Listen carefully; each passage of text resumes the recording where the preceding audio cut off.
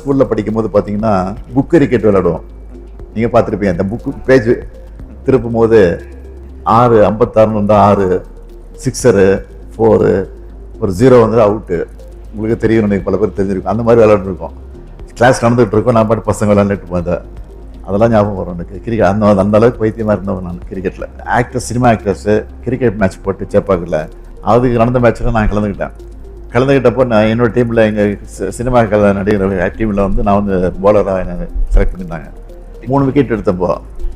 அப்படியா சார்? ஆமாம். அதை பற்றி கொஞ்சம் ஏதாவது சொல்லுங்கள் சார்.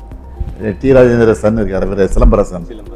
அவர் ஆப்போசிட் டீம் விளையாண்டாரு. நடிகர் நெப்போலியன் விக்கெட்டு, இன்னொருத்தர் சரியாக போல 3 விக்கெட் எடுத்தாங்க. எல்லாம் ஆஃப் பிரேக் போட்டு தான் எடுத்தேன். ரொம்ப நல்லா சார்.